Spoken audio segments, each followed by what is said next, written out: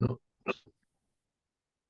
So we're continuing learning Likuti Torah, and the Rebbe is talking about two different types of love that God has for us and that we can have for Him, for God. And what is love? Let me just close the door with that.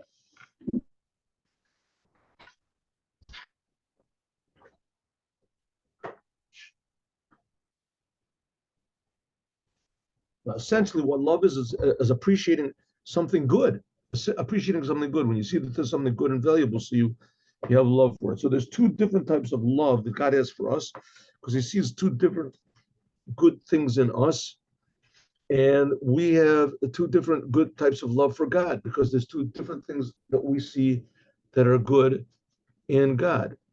And essentially, what we're going to say is that's the what's called the external heart and the internal heart. External heart means love which comes from a reason, which from a logical reason, that we see a person is good, is helps us, saves us, is our friend. We reflect that person's love.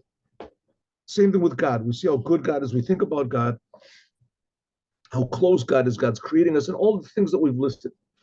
And that's mainly expressed, the Rebbe said, in Jewish people, and we're talking here about Jews, is through Torah and the commandments.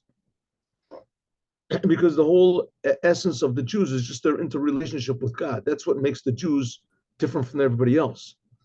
The Jews have this special relationship with the creator of the universe, that they want to bring the creator of the universe to be revealed, that He's creating the universe. So that's all sorts of reasons. I mean, the universe is pretty amazing. It's pretty wonderful if you look at it. But then that's expressed mostly by doing Torah and the commandments. And if you remember, that's what we said before. That maybe we'll go over this. We'll do it again. That's mainly by doing Torah and the commandments. But there's a deeper type of love. And that type of love is an inner love which has no reason to it, no logic to it, and that's expressed by sounding the shofar. Uniquely by sounding the shofar. And that's why the first blast, the first sound of the shofar is just a straight, undifferentiated sound, which that represents the voice of God, not the word of God, but the voice of God. That's above, that comes directly from the heart. A scream comes from the heart. That's above any sort of understanding or comprehension, or it's the level of being that's so infinitely good that it's impossible to comprehend. That's the scream. So let's go. Remember, we talked about this yesterday, about the two different types of scales. And the second one, which I don't really exactly understand, but I'm beginning to sort of comprehend what type of a scale. I mean, who uses scales nowadays? You know what I mean? All these scales. Nowadays, there's an electric thing, and you put it on this plate, and it just registers electrically. But there used to be a scales like, the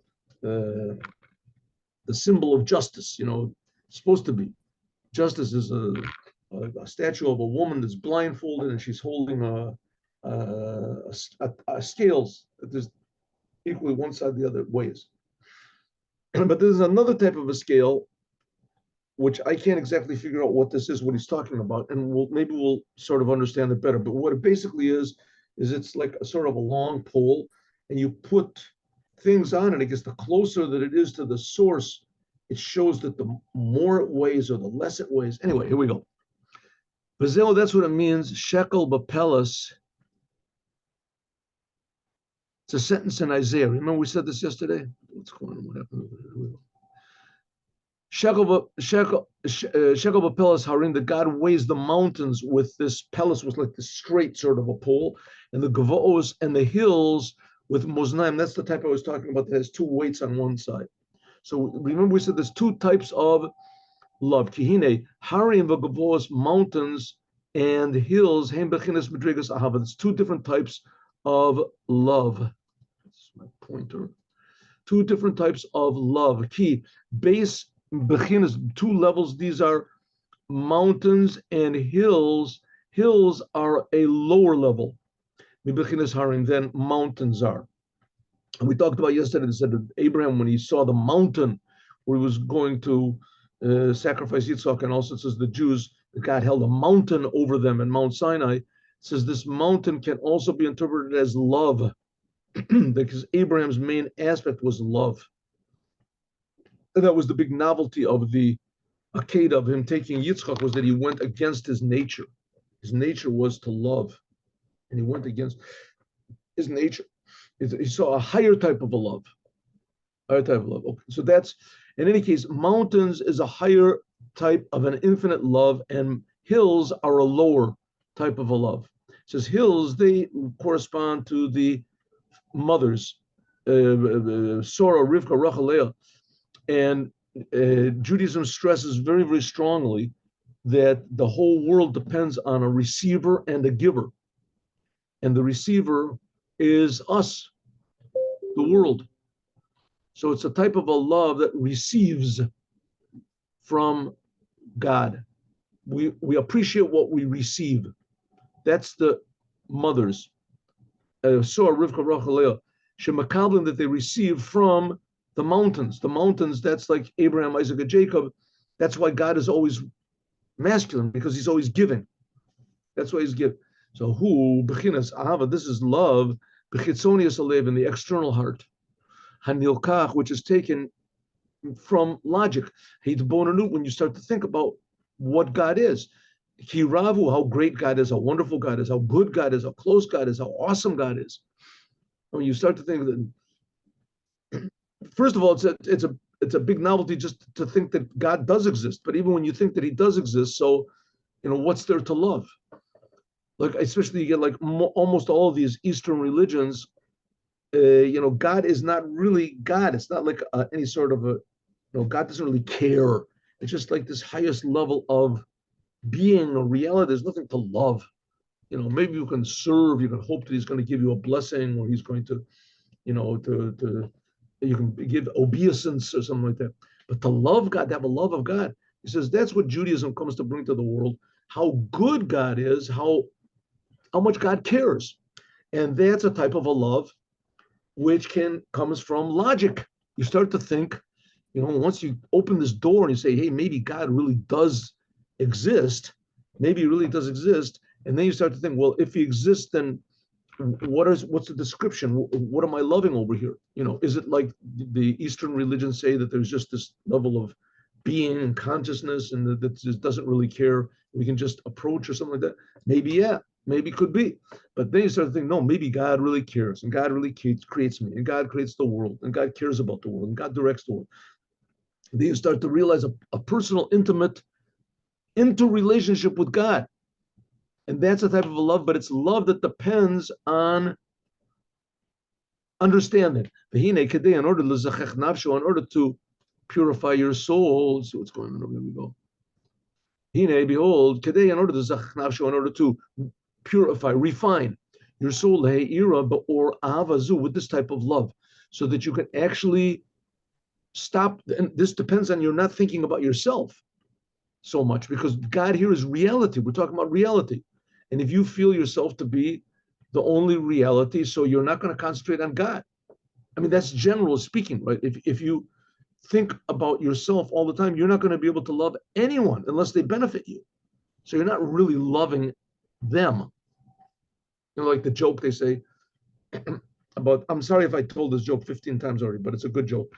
A rabbi walks into a restaurant and he sees one of his congregants, or the president of his congregation, eating fish with his hands, just stuffing his mouth with fish. And he's got like 5 plates that are finished on the side, and 5 more plates that he's about to eat. It's like lining up. He's eating with, it's just, and everybody in the place is watching him, just stuffing himself with, he's making these noises. Ooh, ooh, ooh. And the rabbi says, Mr. Grace, please cut it out. Oh, he says, oh, Rabbi, he wipes his mouth off.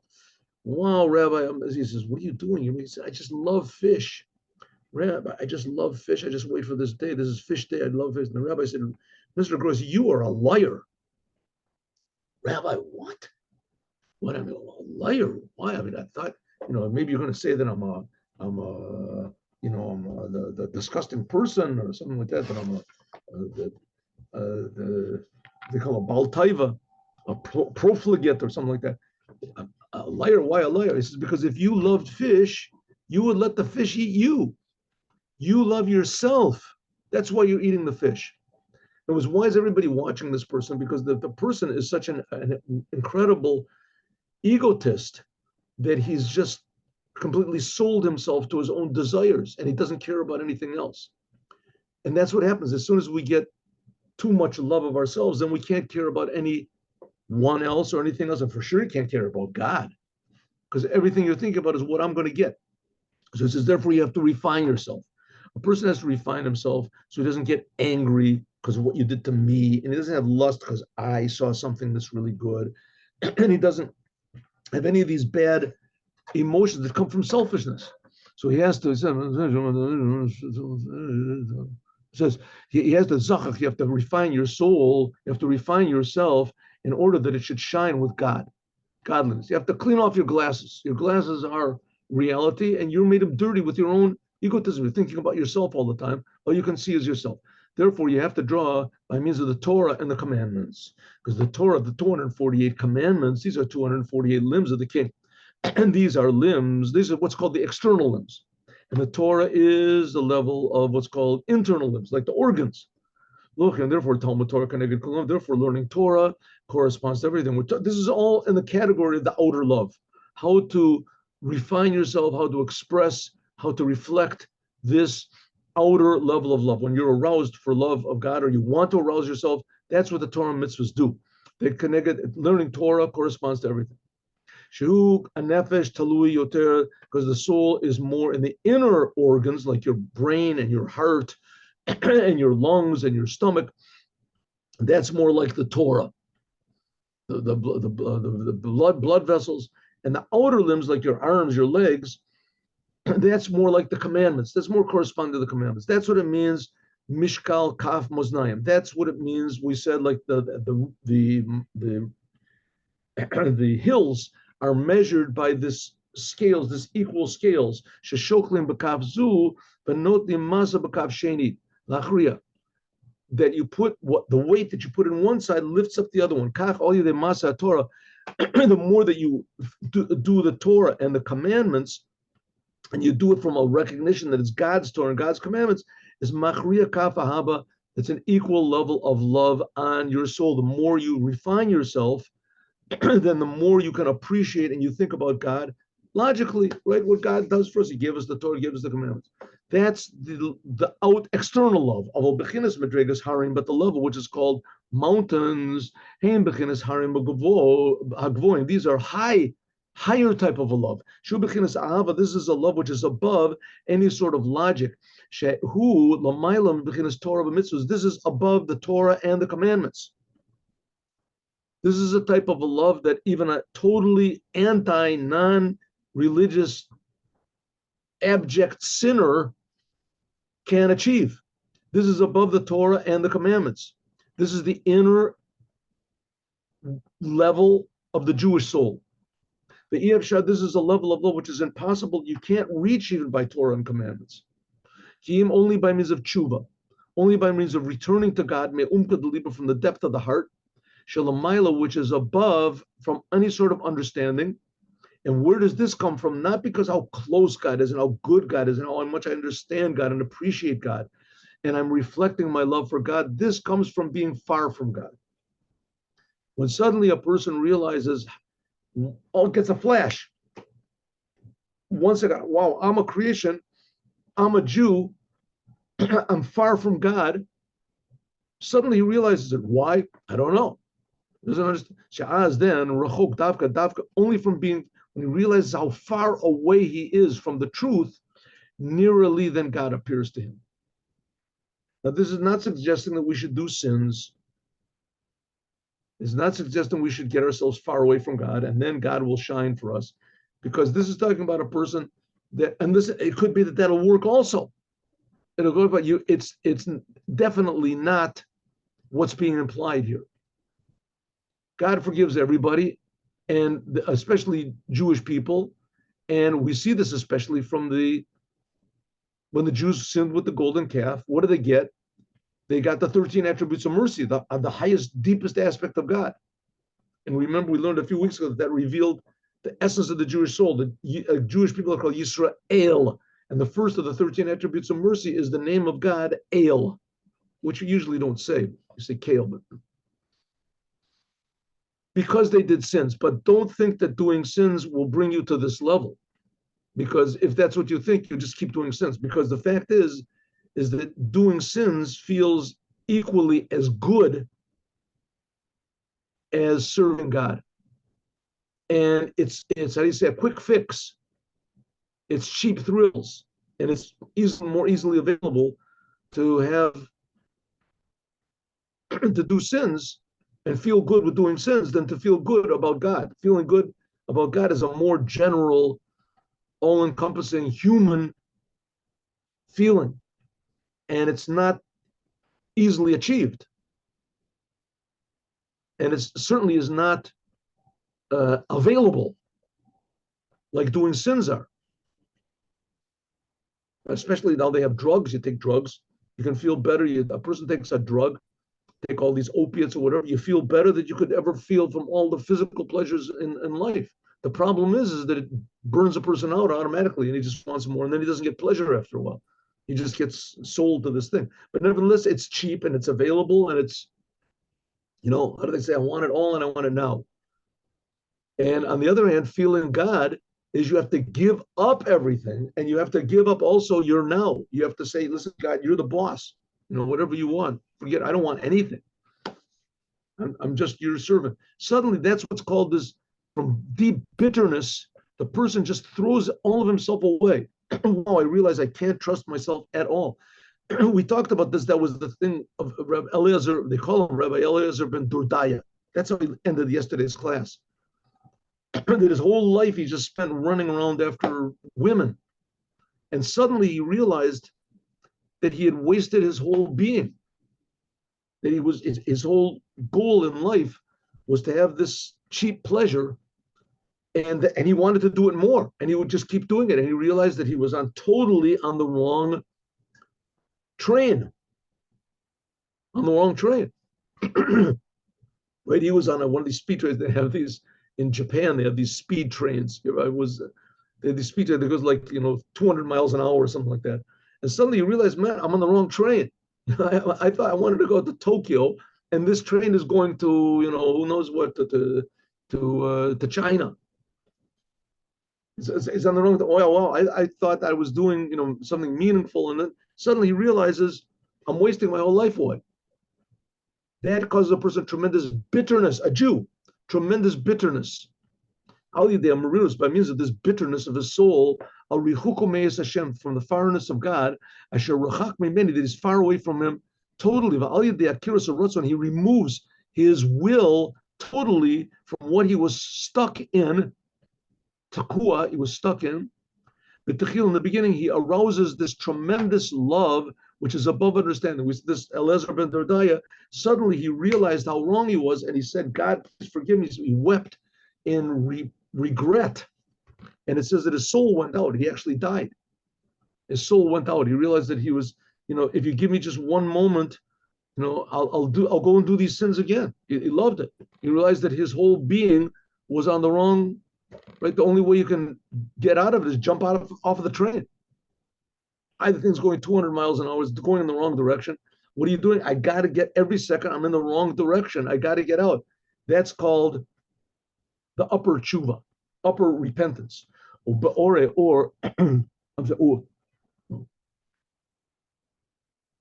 one second.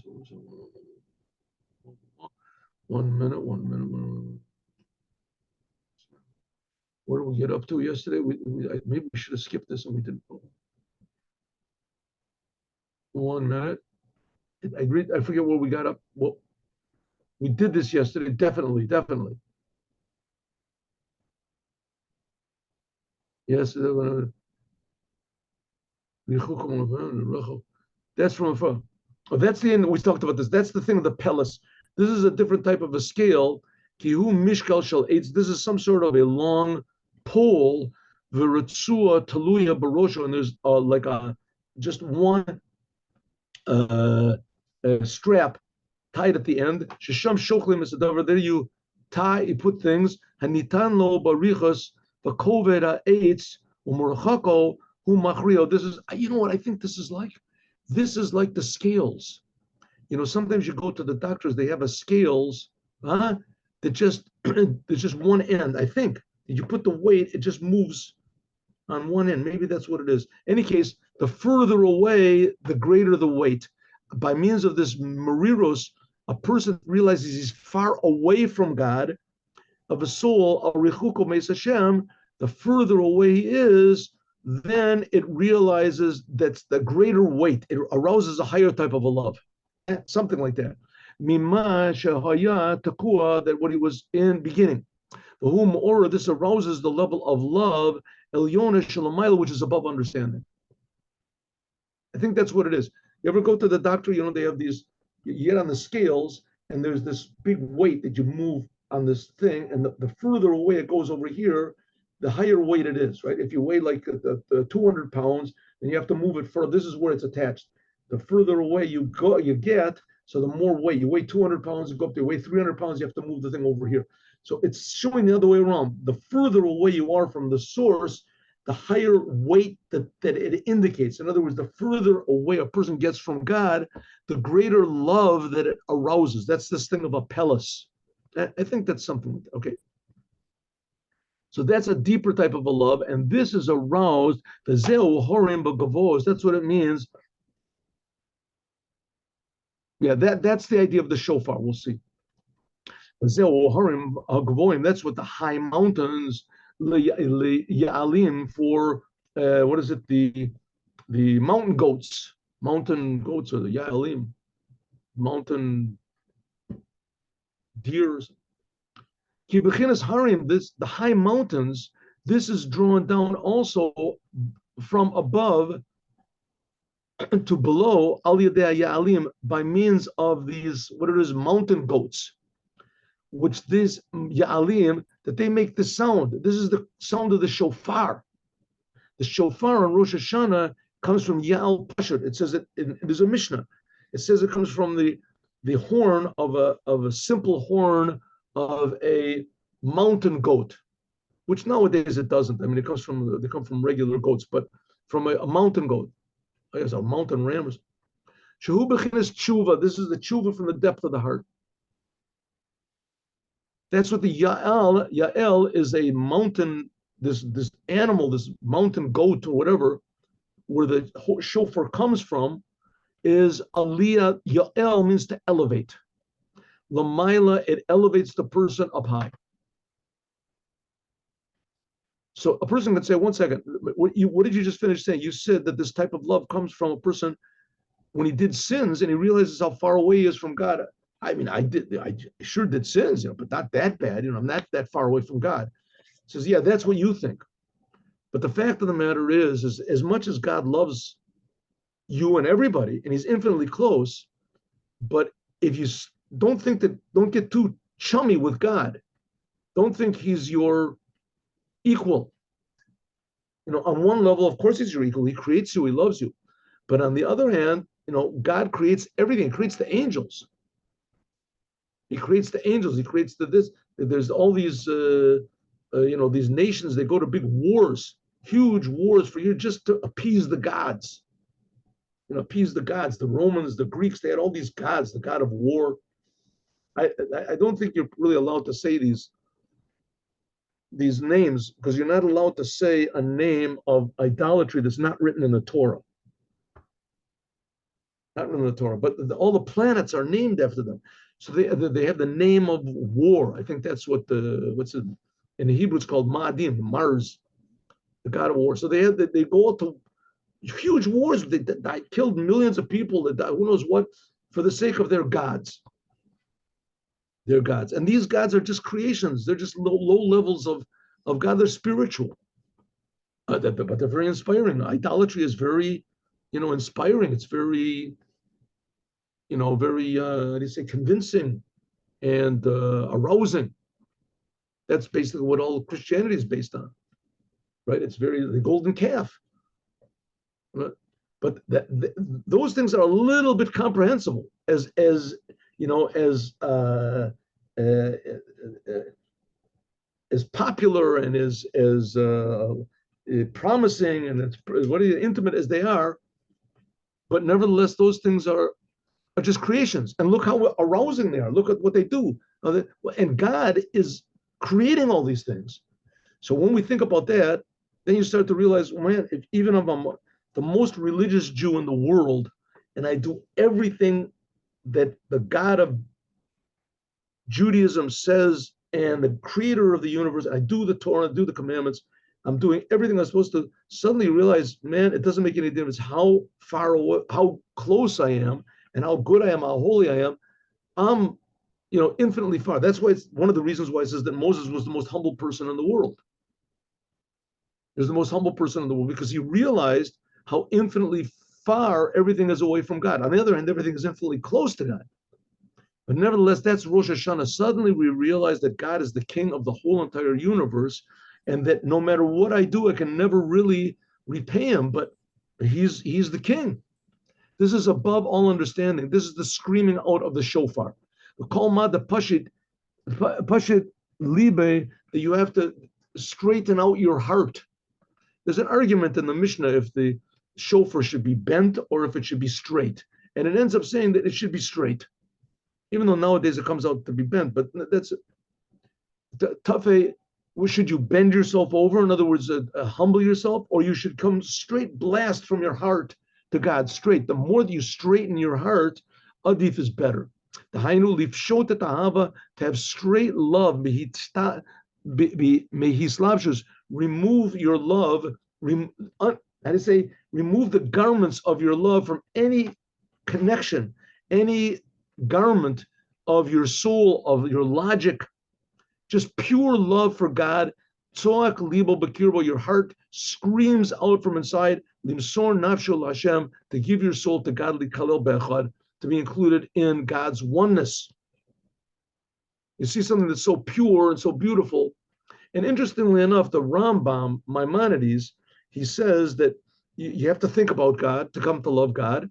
And he said you should love God like some people, they love men, they love a woman, and their love for her picture is that the Rambam brings in Yad HaChazakah, and her picture, the image of her is in his mind all the time. He's thinking about her, and he's longing for her. And if you look, you see there's all these rock and roll songs and all these love songs that are written because somebody loves a woman or just one particular woman, but she personifies this beauty and this something, wakes something up inside of him that he's willing to give his whole. I mean, I wouldn't talk about this if the Rambam says, the Maimonides. It's a cut and dry, cold law book, and that's what he says. You have to love God in this intimate, deep, personal way. And there's a lot of people that they fight duels and they give their lives for this love.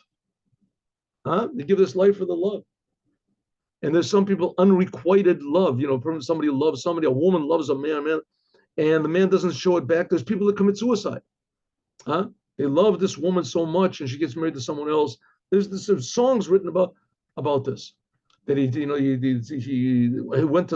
bought this girl a wedding ring, and she threw it away or something like that, and he jumped in the lake because of this tremendous. That's talking about a physical thing.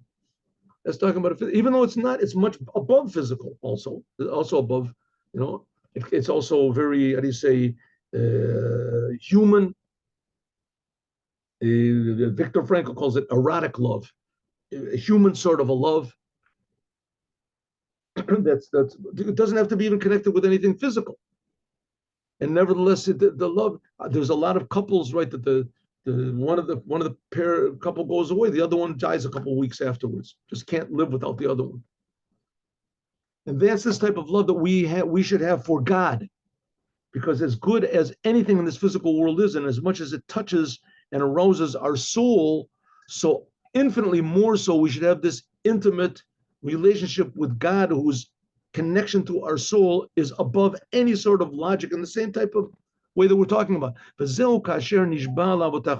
And that's what it says in the beginning of this week's Torah portion. It says, "You are standing today, and God's making you a covenant like He swore to your fathers, Abraham, Isaac, and Jacob." Remember, we said that the mothers, that represents the hills, which is love, which comes from logic, from understanding. And the covenant that He made with the fathers, Abraham, Isaac, and Jacob, this is the level of the mountains. These are the high mountains. This is the essence of the Jewish people. That's why we see that there's Jewish people, simple Jewish people, even Jewish people that are not religious at all, and they give their lives for God, right? In the Inquisition, and this, there's all these different stories that I heard, but I heard the Inquisition was mainly for Jews that denied their Judaism. They hid their Judaism. And there's when they evicted the Jews from Spain, so the Jews left. The ones that stayed behind were the ones who tried to hide their Judaism, or they denied their Judaism. And the Inquisition was for these people, right? These Jews that were trying to hide their Judaism or that denied their Judaism, to see if they were really Jews or not. And there was a lot of them, they would tie them up to the stake or something like that, and they'd say, deny, Judaism, kiss the cross or whatever, and they would say Shema Yisrael. And all of a sudden, this love for God woke up, and they realized that, it's something that's the world can't be understood in the world. It was called Kiddush Hashem. And in Russia, they did the same thing. They were the children, the cantonists, something like that. Little children, they took into the army, and they tried to strip them of their Judaism, whatever little Judaism they had. I mean, the Judaism they had was their mother told them that they're Jews or something. And they beat them and they tortured them. And there was a lot of them, children, that they defied it. And they were willing to suffer, and a lot of them died. Why did they die? What are they holding on to? Exactly this. They felt this infinite love for the creator of the universe that's above time, above anything that you could possibly imagine in the world. And so the world couldn't affect it. That's this level of the covenant that God made with the Jewish people. Okay, but Aver and Nar, we're talking about that yesterday. Yesterday night, I appeared someone in this. I was talking about basically the same thing. And this woman in the crowd said, I was brought up in America in Reconstructionist Judaism. And Reconstructionist Judaism is, I don't remember, they used to have a big Reconstructionist synagogue near, if you want to call it a synagogue, near where my parents used to live in Detroit, near Detroit. And they were on television. Once they were on television with a debate that this Reconstructionist rabbi against a priest. The priest said that God exists, and the rabbi said God does not exist. And they don't believe in God. They don't believe in Torah. They don't believe in this. They don't believe in any of the commandments, for sure not. And this lady said, it's an interesting thing. If a Muslim doesn't believe in the Quran, he doesn't believe in Muhammad, he doesn't believe in anything, then he's not a Muslim. But if a Catholic doesn't believe in the Pope, doesn't believe in the Gospels, doesn't believe in, then he's not a Catholic. He's not a Catholic. Here we have Jews that they don't believe in anything Jewish at all, and nevertheless they insist that they are very jealous of the fact that they're Jews. And even more, if you tell one of these Reconstructionist, whatever, that you're not a good Jew, they'll say, "Oh, you're telling me? Who are you? You have a monopoly on Judaism? Who are you to tell me? Why is it so important to them? Judaism, they're not doing anything Jewish, but they are Jews." That's the point. And that's this inner level of the Jewish soul, the identity of the Jews, the Jewish soul, that it's impossible for them to leave. It's impossible to leave what it is, right? And it just drips down to them, so they totally misinterpret it. So that it's not connected to the Torah, but nevertheless, that's what it is. That's the essence of Jewish identity. But now, that says that the Harim Bogavos, it says that where did Abraham, Isaac, and Jacob come from? It says that this is what we in Parshas Kitavo, when we're talking about the declaration that they made when they brought the first fruits.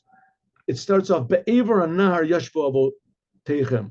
It says on the other side of the river your fathers lived. Abraham was called the Ivri, and now it's called the Hebrew, right? But Ivri means the other side. Why? Because they came from the other side of the river. What river? What the river is talking about? The river this is the river that comes from Eden to water the garden. Remember in the beginning of in a few more weeks, we're going to start the Torah again. So it says there's a river that came from Eden. So Eden is the higher level. These are all spiritual levels. Eden is the source. Then there's a river that comes out of Eden, and it waters a lower level than both the Eden, which is the source, and the river, which comes from Eden, and it flows out to this garden. And from there it separates. This is also, first of all, it's talking about really, the river that's called the Nahar Pras, or the Nile River. Anyway, so it's from there it divides, and it comes out to 4 different tributaries. This is also referring to, because this world reflects godliness, this is referring to the infinite light of God. Liot Sham Hasagas, that there will be, this is where our understanding reaches. That's the river. The river is what comes down at the Eden. Is what comes down to the garden. So the garden, that's like heaven. Right? That's going to heaven. And when God created the world, heaven was revealed here in the world. This world was heaven, and God wanted Adam to improve it. What does it mean to improve it? There's levels which are above heaven. We can make it better. There's the river, that's higher. But above the river, that this is totally above any sort of comprehension whatsoever. This is the level of where the fathers come from. This is the Bechinas Harim. This is the level of the mountains, the high mountains.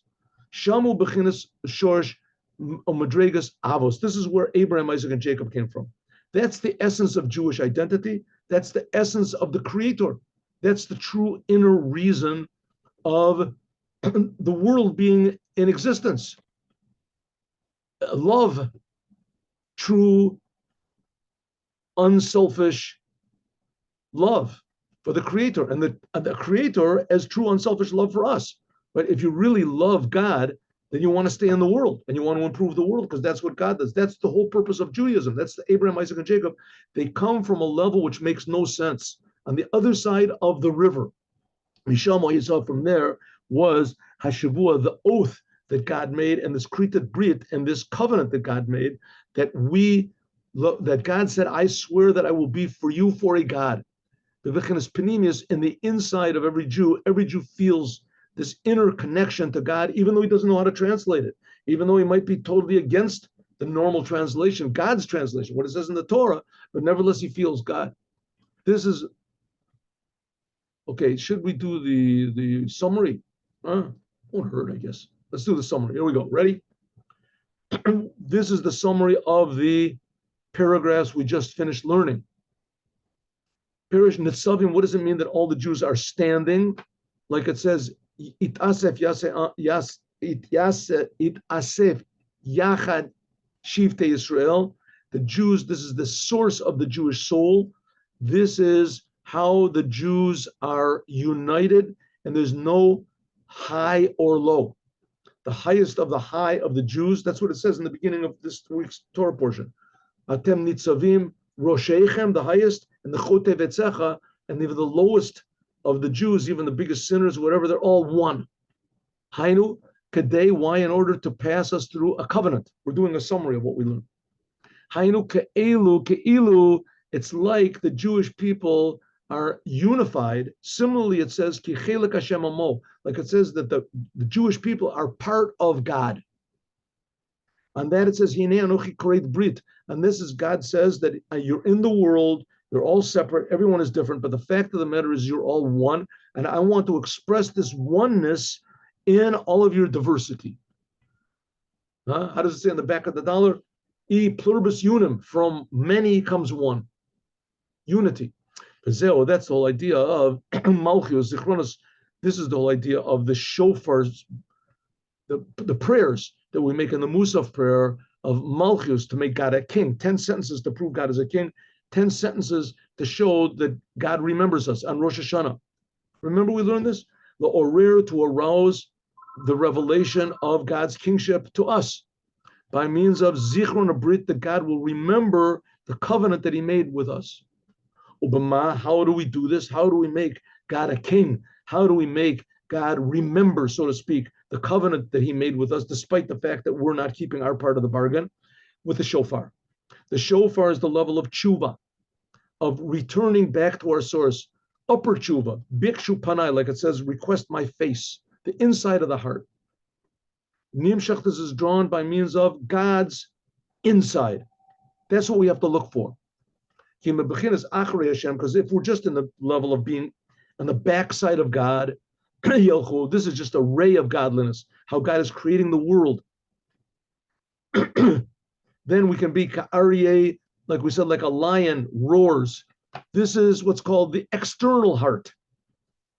When we realize how good God is and how wonderful God is, and we have not been reciprocating, we have not been reflecting, then that is the crying out of the heart, but the external heart of a Kodesh Baruch Hu. But God, in his glory, in his essence, is infinitely higher than anything that we can, anything in the world, any appreciation we could possibly have. And that's what it says, that God is a fire. This is what's called God's inside. From this is drawn down a different type of a screaming out of the heart, not like a lion, that's the external. This is from the inside of the heart, and that's the shofar. By means of this, it arouses above. God reacts to what we do. That's how God set up the world, that he reacts to what we do. That's Rosh Hashanah. He creates man, and God said, okay, man, now the world is in your hands. You do things and I'll react. Gili Panimis Malchus, this is the inner revelation of God's kingship on us. That's the idea of zichronos, remembrance, that God remembers this inside, hidden, deep, infinitely meaningful and real love. Miatzmuta, from God's essence to us. And that's the whole thing we said, Hallelu Hashem B'Kadsho. Remember we talked about this, it's worthwhile to go over the whole mimer, really. And that's what it says in this prayer, the last of the Psalms in the book of Psalms says, praise God. Hallelu means to praise, but Hallelu also means to reveal. Hallelu, reveal God from his holy place. And it says, B'teika shofar. By means of what? By means of the sounding of the shofar. By means of the arousal of the inner essence of the Jewish people to the inner essence of what God is by means of that, it makes the world a beautiful, meaningful place. Calls all this is in order to make for you today his people. That's what we said before. Why is it that God listens to us? Because God wants to be a king, and a king can only be a king if he's got a people. And the people have to be similar to him. So God, so to speak, says that we're similar to him. We're similar to him when we, even though we're just creations and we're infinitely distant from God, but God said, you're similar to me, you arouse me. From this level, God is attached to and unified with us in this covenant. Asher karas gadimo, that God made with us. But if it says Mishpat Leloke Yaakov, it says it's not so simple. This is not just a day of pure love, it's also a day of judgment. Tzorich le'arer et zabav Rosh Hashanah. We have to judge ourselves, and we have to refine ourselves so that we pass the test. You want to come into the inner palace of the king, you can't come in with all sorts of dirty garments and just all sorts of schmutzika, shoes and smelly t-shirts and things like that. You have to clean. You have to have the t-shirts and your shoes are your actions and your deeds and your thoughts and your feelings. You have to clean yourself up a little bit. It's a day of judgment. That's what it means. Say in front of me, kingship, remembrances, and shofrot. Kingship means we're making God a king. Zachronos means that we want God to remember his essential love for us, even if we don't clean ourselves up. And we do this whole business by means of the shofar. That's the 30 sentences that we say in the Musaf prayer. 10 of them prove that God is a king. Sentences from the Torah. 10 prove that God is a king, that God says it. The Torah comes from God. God, you said you're going to be a king. You got to do it. God, you said you'll remember us. You'll remember this true essential love. You have to do it. And you said you'll listen to the shofar. You have to do it. That's the thing of Karashinish Balavotecha. That's what it means when God swore to our forefathers, that we lived from the other side of the river that comes out of Eden. which Aiden, it says that's the secret of the raising of the dead. It doesn't say that here, but that's Yeshu Avotechem, our forefathers. That's above any comprehension, any even the category of comprehension. And that's where our fathers, that's where Abraham and Isaac and Jacob came from. Because what's the whole thing of Abraham, Isaac, and Jacob? They did what God wanted unquestioningly. And they received absolutely no reward. God promised them the land of Israel.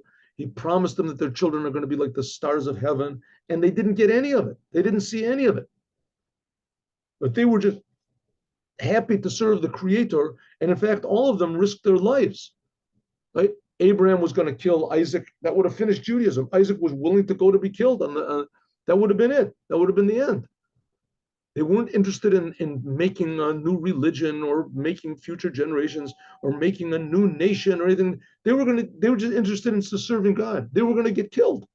Right? Abraham would have killed Yitzchak on the Akedah when he took him to kill him. Yitzchak was 100% with that. Okay, it's all right with me. That's what made the father of the Jewish people, that they don't care about the outcome. All they care about is doing what God wants. The same thing, Jacob, he said he fought with an angel, he worked for 20 years. They weren't thinking about themselves, only in serving God. That's why they're called the fathers, that they inherited that to us also. This is the Avrach Brit, that's the covenant, because they served God without thinking about any remuneration, if they deserved it. So God also loves us without thinking about if we deserve it or not. Ad Yavor Amcha, this is called the mountains and the hills. And it comes from what? By the Ya'alim, we said is the mountain goats, that the shofar comes from the horn of the mountain goat. It says it comes from a Yal Pashut, it's from a straight horn of the mountain goat. And it jumps from a high place down to a low place. And that's what we learn, remember Shekel Vapelis, Harim, remember this says that God weighs the mountains.